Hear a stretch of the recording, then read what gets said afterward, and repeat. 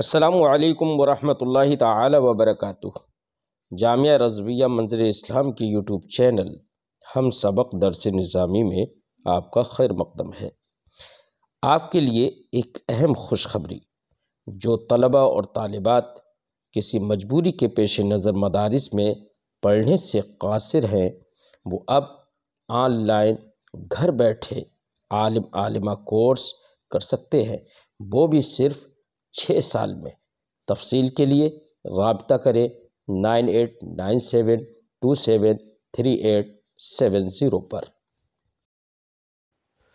بسم اللہ الرحمن الرحیم۔ باب البناء فی السفر، اے ھذا باب البناء فی السفر، یعنی مبتدا محذوف ہے، معنی ہوگا سفر میں بنا کا بیان۔ بنا کا معنی یہ بنا یبنی، بنا ان کا معنی ہوتا ہے عمارت بنانا، خیمے بنانا، گھر بنانا۔ عرب میں یہ بات ان کی روایات سے تھی کہ جب کوئی مرد کسی عورت سے نکاح کرتا تو مرد و عورت خلوت کے لیے کچھ تمبو کی طرح ٹینٹ تیار کر لیتے تھے، کچھ خیمہ بنا لیتے تھے تاکہ لوگوں کی نظریں ان پر نہ پڑیں، وہ لوگوں کی نظروں سے محفوظ رہیں۔ تو چونکہ جب بھی نکاح ہوتا تھا تو اس کے لیے ایک الگ، اس کا ایک خیمہ، اس کا ایک گھر یا تمبو، اس کے لیے الگ محفوظ سیپریٹ بالکل بنا دیا جاتا تھا۔ اور وہ ہوتا کیوں تھا؟ زفاف کرنے کے لیے، مجامعت کے لیے۔ تو چونکہ اس دور میں مجامعت کے لیے خیمے، تمبو یہ سب بنائے جاتے تھے، اس لیے اس دور کے لحاظ سے لفظ بنا بول کر زفاف مراد ہو جاتا ہے۔ اسی لیے احادیث میں بنا لفظ آئے گا جگہ جگہ پر، بنا بے امراتن، عورت کے ساتھ زفاف کیا، تو اس کا معنی زفاف کرنا یعنی ہم بستر ہونا، یہ مراد ہوتا ہے۔ اب اس باب کا معنی ہوا سفر میں عورت کے ساتھ زفاف کرنا، ہم بستر ہونا، اس کا بیان، یعنی امام بخاری علیہ رحمت و رضوان اس باب میں یہ بتائیں گے کہ نکاح جس طریقے سے سفر میں کرنا جائز ہے، احادیث سے ثابت ہے۔ اس سے پہلے باب گزر چکا ہے کہ نبی کریم صلی اللہ علیہ وسلم نے حدیث گزر چکی ہے کہ نبی کریم صلی اللہ علیہ وسلم نے مدینہ اور خیبر کے بیچ میں، راستے میں، سفر میں سرکار نے نکاح فرمایا اور وہاں پر ولیمہ بھی کیا۔ ٹھیک ہے، اسی سے آپ کی یہ بھی سمجھ میں آ گیا کہ جب نکاح کیا اور اسی میں ولیمہ بھی سرکار نے کیا تھا۔ اور ولیمہ میں نے بتایا تھا یہ سنت زفاف ہے، سنت نکاح نہیں ہے جمہور کے نزدیک۔ اس کا مطلب یہ ہے کہ سفر کی حالت میں نکاح بھی کیا اور سفر کی حالت میں مجامعت بھی فرمائی۔ تو اس سے کیا سمجھ میں آیا؟ اس سے یہ سمجھ میں آیا کہ سفر کی حالت میں نکاح کرنا بھی جائز ہے، ساتھ ہی ساتھ سفر ہی میں اور اپنی بیوی کے ساتھ ہم بستر ہونا بھی جائز ہے۔ یہی بات بتانے کے لیے امام بخاری نے یہ باب باندھا ہے۔ حدیث وہی ذکر کریں گے جو اس سے پہلے گزر چکی ہے۔ فرماتے ہیں باب البناء فی السفر، سفر میں بیوی کے ساتھ مجامعت کرنا۔ حدثنا محمد بن سلام، ہم سے حدیث بیان کی محمد بن سلام نے، قال انہوں نے کہا اخبرنا اسماعیل بن جعفر، ہمیں خبر دی اسماعیل بن جعفر نے، وہ روایت کرتے ہیں عن حمید، حضرت حمید سے، وہ روایت کرتے ہیں عن انس، حضرت انس سے، قال انہوں نے کہا اقام النبی صلی اللہ علیہ وسلم بین خیبر والمدینہ ثلاثا، نبی کریم صلی اللہ علیہ وسلم نے خیبر اور مدینہ کے درمیان 3 دن اقامت فرمائی۔ یبنا علیہ بصفیہ بنت حج، جس پر صفیہ بنت حی کے ساتھ سرکار نے زفاف فرمایا۔ فدعوت المسلمین، تو حضرت انس کہتے ہیں میں نے مسلمانوں کو دعوت دی الی ولیمتہ، سرکار کے ولیمہ کی طرف، سرکار نے ولیمہ فرمایا۔ فما کان فیہا من خبز ولا لحم، تو اس کے اندر نہ ہی کوئی روٹی تھی نہ ہی گوشت تھا۔ امر بالانطاع، سرکار نے دسترخوانوں کے بچھانے کا حکم دیا۔ فالقی فیہا من التمر والاقط والسمن، تو اس پر کھجورے، پنیر اور گھی ڈال دیا گیا۔ فکانت ولیمتہ، تو یہی سرکار کا ولیمہ تھا۔ فقال المسلمون، تو مسلمانوں نے کہا احدی امہات المؤمنین او مما ملکت یمینہ، یہ امہات المومنین سے ہوں گی حضرت صفیہ بنت حی، یا سرکار کی باندیوں میں سے ایک باندی ہوں گی۔ یعنی باندی سے بھی مجامعت جائز ہے اور بیوی سے بھی۔ سرکار نے جب ان کے ساتھ زفاف فرمایا تو لوگوں نے دعوت میں آ کر یہ سمجھا، یہ یقین نہیں ہوا کہ یہ سرکار کی بیوی ہے یا سرکار کی باندی ہے۔ اس کا تعین نہیں تھا لوگوں کے پاس، لیکن ایک پہچان تھی کہ بیوی یا باندی کی۔ اگر کوئی بیوی ہوتی تھی تو اس کو پردے میں رکھا جاتا تھا، اور باندی ہوتی تھی تو اس کے لیے پردے کا اہتمام نہیں ہوتا تھا۔ یہی لوگوں کو جب یہ تعین نہیں تھا تو کچھ لوگوں نے جواب دیا کہ ابھی پتہ چل جائے گا کہ سرکار جب کوچ کریں گے تو ان کو پردے میں رکھیں گے یا پردے میں نہیں رکھیں گے۔ اگر پردے میں رکھیں گے تو یہ امہات المومنین سے ایک ہے، سرکار کی زوجیت میں ہے، اور اگر پردے میں نہیں رکھیں گے تو سمجھ لیں گے کہ یہ سرکار کی باندی ہے۔ فرماتے ہیں فقال المسلمون، تو مسلمانوں نے کہا احدی امہات المومنین او مما ملکت یمینہ، اے ہی احدی امہات المومنین، یہ امہات المومنین میں سے ایک ہے یا ان میں سے ہے کہ جس کا سرکار جن کی مالک ہے، یعنی سرکار کی باندیوں میں سے ایک ہے۔ فقالو، تو لوگوں نے کہا ان حجبہا فہی من امہات المومنین، اگر سرکار دو عالم صلی اللہ علیہ وسلم نے ان کو حجاب میں رکھا تو وہ امہات المومنین میں سے ایک ہے۔ وَإِن لَمْ يَحْجِبْهَا فَهِيَ مِمَّا مَلَكَتْ يَمِينُهُ، اور اگر سرکار نے ان کو حجاب میں نہیں رکھا تو وہ باندیوں میں سے ایک ہے۔ فَلَمَّا ارْتَحَلَ وَطَّأَ لَهَا خَلْفَهُ، تو جب سرکار نے کوچ فرمایا تو ان کے لیے اپنے پیچھے ہودج تیار کروایا۔ وَمَدَّ الْحِجَابَ بَيْنَهَا وَبَيْنَ النَّاسِ، اور ان کے اور لوگوں کے درمیان حجاب کھینچ دیا، پردہ کھینچ دیا۔ مجھے لگ رہا ہے کہ یہ میں باب اس سے پہلے پڑھا چکا تھا شاید، چلیے خیر۔ باب البناء بالنہار بغیر مرکب ولا نیران، یہ باب ہے اس بیان میں دن میں مجامعت کرنا، دن میں بغیر مرکب، نہ ہی سواری ہو، ولا نیران، اور نہ ہی کوئی آگ ہو، یعنی پاس میں نہ آگ ہے نہ سواری ہے، پھر کہیں پر ایسی جگہ پر جہاں سواری بھی نہ ہو آگ بھی نہ ہو، ایسی جگہ پر اگر کسی نے کسی سے نکاح کیا اور وہ اپنی بیوی کے ساتھ زفاف کرنا چاہتا ہے تو کیا یہ کرنا جائز ہوگا دن میں یا رات ہی میں کرے گا؟ تو چونکہ عادت یہ ہے، عرف یہ ہے، عام طور سے ایسا ہوتا ہے کہ نکاح اگر دوپہر کے بعد ہوتے ہیں یا رات میں ہوتے ہیں تو بیوی کو رخصت کر کے بیوی کو اپنے گھر لا کر عام طور سے عادت یہ ہے کہ زفاف رات میں ہوتا ہے، اسی لیے شب زفاف بولا جاتا ہے۔ کبھی نہیں سنا ہوگا کہ روز زفاف بولا جاتا ہو۔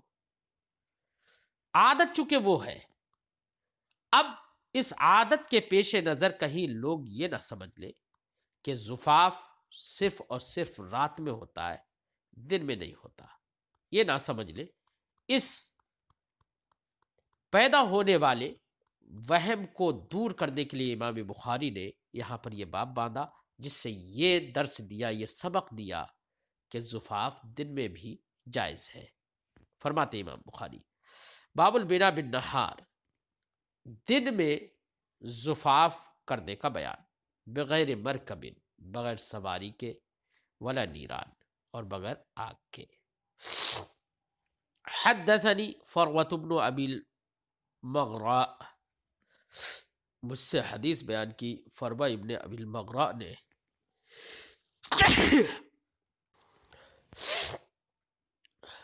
قال، انہوں نے کہا، حدثنا علی بن مسہر، ہم سے حدیث بیان کی علی ابن مسہر نے، وہ روایت کرتے ہیں عن ہشام، ہشام سے، وہ روایت کرتے ہیں عن ابی، اپنے والد یعنی عروہ سے، وہ روایت کرتے ہیں عن عائشہ، حضرت عائشہ صدیقہ رضی اللہ تعالی عنہا سے، قالت، انہوں نے فرمایا، تزوجنی النبی صلی اللہ علیہ وسلم، نبی کریم صلی اللہ علیہ وسلم نے مجھ سے نکاح فرمایا۔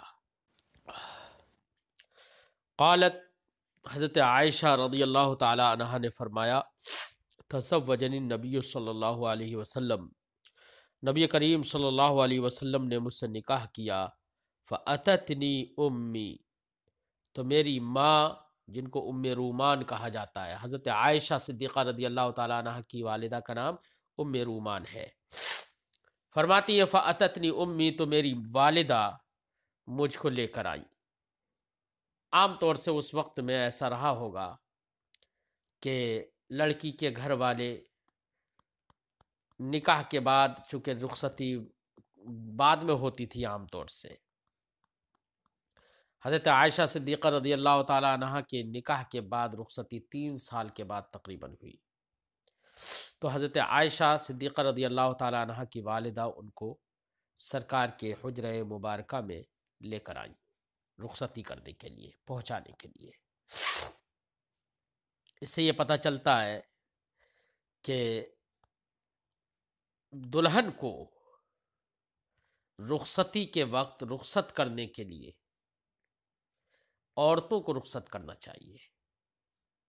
یہ جو عرف میں یہ مشہور ہے، خاص کر ہمارے اس علاقے میں کچھ دیہاتوں میں یہ مشہور ہے کہ لڑکی کو جب رخصت کیا جاتا ہے تو اس کو اس کا ماموں اپنی گود میں لے کر اور اس کو اس گاڑی تک پہنچاتا ہے جس گاڑی میں بیٹھ کر وہ اپنی سسرال جائے گی۔ یہ فالتو اور فضول رسم ہے۔ دلہن کو رخصتی کے وقت بھی عورتیں ہی اس کو رخصت کریں، ہاں مردوں کا، اس کے گھر والوں کا شریک رہنا، اس میں کوئی ممانعت نہیں ہے، لیکن یہ جو طریقہ ہے کہ چاہے ماموں ہو، اگرچہ وہ محرم ہے، لیکن محرم ہونے کے ساتھ ساتھ محرم سے بھی پردہ کرنا لازم ہے۔ محرم کا مطلب یہ ہرگز نہیں ہوتا ہے کہ لڑکی کے نشیب و فراز یا عورت کے نشیب و فراز کو اس کے جسم سے ٹچ کیا جائے یا جسم سے لگایا جائے۔ گود میں اگر لے گا لا محالہ، اپنے کاندھے پر اگر اپنے ہاتھوں میں لے کر اس کو، گود میں لے کر اس کو گاڑی تک پہنچائے گا تو لا محالہ اس کا جسم اس سے ٹچ ہوگا، اور یہ جائز نہیں ہے، شریعت نے اس کو جائز قرار نہیں دیا ہے۔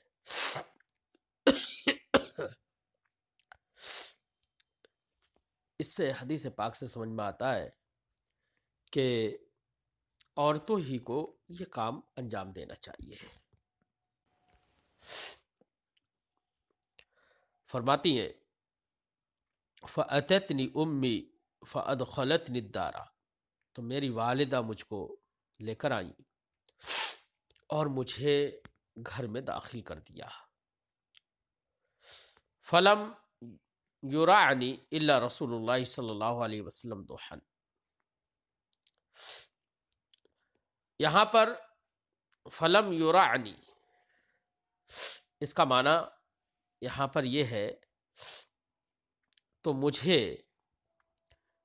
نبی کریم صلی اللہ علیہ وسلم، اصل میں یہ یرع جو ہے راع یروع سے اس کا معنی ہوتا ہے خوف زدہ کرنا. فلم یرعنی تو مجھ کو خوف زدہ نہیں کیا گیا، یہ معنی ہوگا. لیکن خوف زدہ کرنا جو معنی لفظ بولا جا رہا ہے یہاں پر خوف زدہ کرنے کے معنی میں نہیں ہے. دیکھیے کبھی کبھی آدمی اچانک، کبھی بالکل کوئی کام آپ اپنے گھر میں کر رہے ہو اور اچانک کوئی آواز اگر آ جائے، لگاتار کوئی آواز ہو رہی ہے تو آدمی نہیں ڈرتا ہے، لیکن بالکل سناٹا ہو اور سناٹے میں اچانک کوئی آواز آ جائے یا اچانک کوئی آدمی اچانک آپ کے پاس آ جائے تو آپ کے دل میں تھوڑی سی ایک دم دہشت سی پیدا ہوتی ہے، اچانک کیا ہو گیا ہے. پھر اس کو دیکھ کر وہ دہشت ختم ہو جاتی ہے.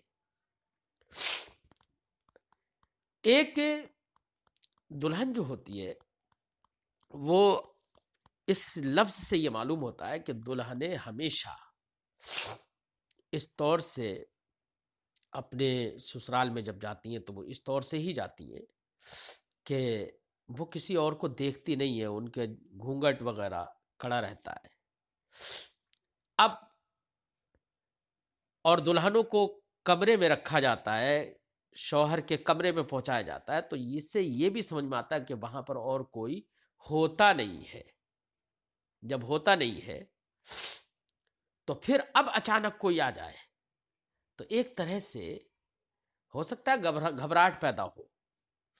تو یہاں پر اچانک کسی کے آ جانے سے کنایا ہے یرانی. تو اب مانا ہوگا فلم یرعنی تو مجھے خوف زدہ نہیں کیا گیا الا رسول اللہ صلی اللہ علیہ وسلم دوحن، مگر رسول اللہ صلی اللہ علیہ وسلم نے دوپہر میں. دوحن کا معنی ہوتا ہے چاشت کا وقت. اب معنی دیکھیے یہاں پر صحیح معنی جو کرنا ہے وہ یہ کرنا ہے تو میرے پاس اچانک نہیں آیا مگر کوئی نہیں آیا. فلم یرعنی احد الا رسول اللہ صلی اللہ علیہ وسلم، یہ معنی ہوگا تو میرے پاس اچانک کوئی نہیں آیا سوائے رسول اللہ صلی اللہ علیہ وسلم کے چاشت کے وقت. یعنی سرکار دو عالم صلی اللہ علیہ وسلم اچانک چاشت کے وقت میں میرے پاس آئے. اب جب چاشت کے وقت میں میرے پاس آئے تو اس سے مراد یہ ہے، اب ترجمۃ الباب سے مناسبت اس حدیث کو یہ ہے کہ سرکار دو عالم صلی اللہ علیہ وسلم نے چاشت کے وقت میں حضرت عائشہ صدیقہ رضی اللہ تعالی عنہ سے زفاف کیا. تو معنی ہو گیا البناء بالنہار، مناسبت ہو گئی. باب الانماط ونحوها للنساء. انماط یہ نمتن کی جمع ہے. نمتن کا معنی ہوتا ہے طرز، طریقہ. اب یہاں پر کیا مراد ہے؟ یہاں پر طرز و طریقہ مراد تو نہیں ہے، مراد اس سے ہے ریشمی کپڑے.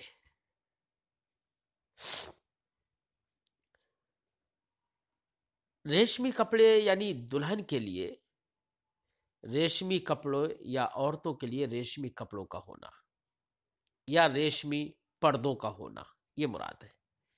مگر اس سے آپ یہ ہرگز نہ سمجھ لیں کہ مردوں کے لیے ریشمی کپڑے جائز ہوں، یہ نہیں. مطلب دلہن کے لیے اس کے ریشمی کپڑوں کا استعمال کرنا یا دلہنوں کے لیے ریشمی پردے لگانا، عورتوں کے لیے ریشمی پردوں کا استعمال کرنا، یہ جائز ہے. یہ بتانے کے لیے امام بخاری نے یہ باب باندھا ہے. فرماتے ہیں باب الانماط ونحوها للنساء. انماط یعنی نمتن کی جمع طرز طریقہ اور ریشمی کپڑے اور پردوں کا بیان عورتوں کے لیے۔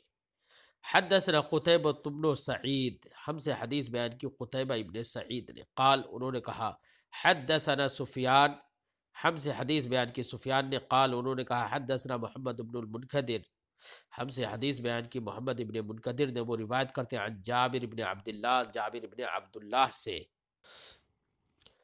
وہ کہتے ہیں قال رسول اللہ صلی اللہ علیہ وسلم، رسول اللہ صلی اللہ علیہ وسلم نے ارشاد فرمایا حل اتخذتم انماطا، کیا تم نے ریشمی پردے بنائے؟